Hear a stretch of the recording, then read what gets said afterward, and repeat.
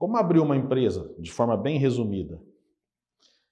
A empresa normalmente começa no primeiro passo com uma conversa com um contador, e o contador vai explorando, questionando o empresário ou os empresários de que negócio que vão realizar, se tem sócios, se não tem, se um dono só é o empresário,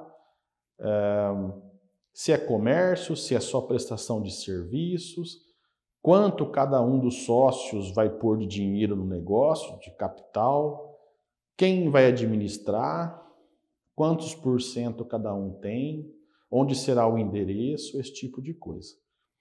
Então, nessa primeira conversa, o que se deve amadurecer sempre é: já tem um nome para o negócio, para a empresa? Esse nome está livre? Já foi consultado lá no órgão de registro de marcas e patentes, o nosso INPI, se ele não é de propriedade intelectual de ninguém?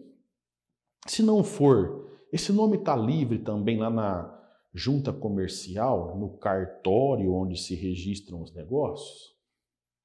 Esse nome está livre também, hoje muito importante, nos registros de domínios de internet, né? No farmáciasaojoão.com.br, farmáciasaojoão.com. Puxa vida, é muito ruim lá escolher um nome comum, assim tal qual como esse exemplo que eu dei de Farmácia São João, e depois ser surpreendido com uma já ocupação daquele domínio de internet por um concorrente, por exemplo. Então, o nome estando escolhido e disponível, então o próximo passo é ter o endereço, né? Se ela for uma empresa comercial ou industrial, o endereço precisa estar exatamente de acordo com aquela atividade, por uma exigência dos órgãos de fiscalização, por exemplo, a CETESB, no caso da indústria, para regularização ambiental, no caso da Cefaz, São Paulo, no caso do comércio atacadista ou indústria, para saber se aquele ambiente comporta tráfego de caminhões, o estoque esperado de mercadorias, né? E se ela for uma simples empresa de prestação de serviços intelectuais, individuais, por exemplo, um engenheiro que faz desenhos técnicos para algumas empresas contratantes pela internet. Então é possível que o endereço da empresa seja o endereço residencial daquele engenheiro, né? Uma enfermeira que presta os seus serviços de home care para alguns pacientes que ela cuida, alguns idosos. Também ela não tem uma clínica, ela não tem um ambulatório, ela vai na casa do cliente prestar os seus serviços, então é possível que aquela sua empresa de home care também seja sediada no seu endereço residencial. Então, uma vez decidido isso, numa primeira reunião, primeira conversa, então se procederá com as formalizações. Então, imagina que eu, com um sócio meu, nós decidimos que vamos constituir uma loja de roupas. Então, ali estou combinando com ele, olha, eu vou pôr 200 mil reais, você também vai pôr 200 mil. Então, nossa empresa terá um capital de 400 mil para comprar mercadoria, móveis, reformar o predinho. Então, eu tenho 50%, tem 50%. Tudo bem? Tudo bem. Olha, eu vou administrar, porque eu tenho tempo, você não... Ah, tudo bem. Eu vou ter um prolabore, né? Um salário ou não. Então, esses ajustes, essas combinações que eu tenho com o meu sócio, a gente formaliza isso num contrato social. Um documento onde os sócios assinam e se comprometem um com o outro e com a sociedade de realizar aquele negócio, de um prestar contas ao outro, assim por diante. Então, esse contrato social, esse primeiro documento, no caso da sociedade, tá? Se for um dono só, aquilo chama requerimento de empresário. Se for um dono só, mas com características de responsabilidade limitada, que é um assunto para outra hora, aquilo também nasce com um contrato social de empresa unipessoal, que se chama, mas que eu não concordo muito que aquilo é um contrato. Como que eu contrato comigo mesmo, né? Eu chamo aquilo de declaração de constituição por conta própria, tá?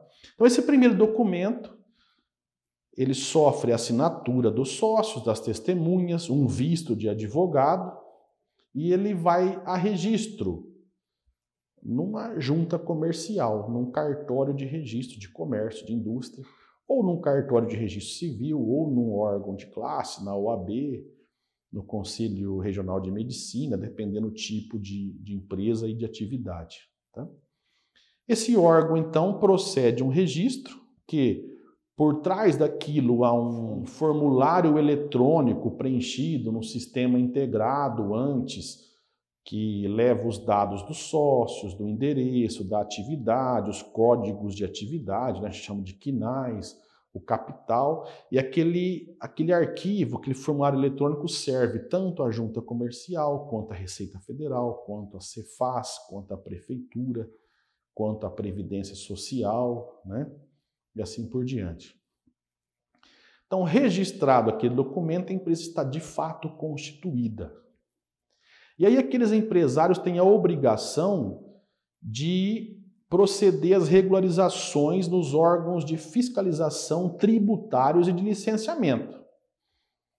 Então, por exemplo, se é uma indústria, eu tenho lá que registrar ela, que já vai acontecer automaticamente por esse sistema ser integrado na Receita Federal do Brasil, obtendo ali um número de CNPJ, na Cefaz São Paulo, se ela for aqui de São Paulo, obtendo uma inscrição estadual, na Prefeitura Municipal da cidade, onde será sediada, para ter lá um alvará de localização e funcionamento, né, uma autorização para se instalar lá, na Companhia Ambiental do Estado, que aqui em São Paulo é a CETESB, no caso de indústria, para ter uma regularidade ambiental, na Agência Nacional de Vigilância Sanitária, se aquele tipo de atividade assim exigir, né, para ter lá um alvará sanitário, na Polícia Militar, Corpo de Bombeiros, para eu ter lá um AVCB, né, um auto de vistoria do Corpo de Bombeiros, né.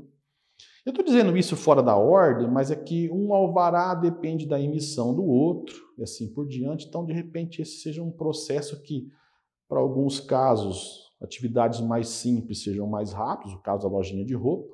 Para outras, no caso de uma indústria de perfumes ou de alimentos, seja muito mais lenta, né? Que se exige o licenciamento ambiental, a emissão das licenças prévias de instalação, de funcionamento, do AVCB, do imóvel maior, né, com o engenheiro civil responsável, e dos licenciamentos sanitários na Anvisa. Tá? Pronto.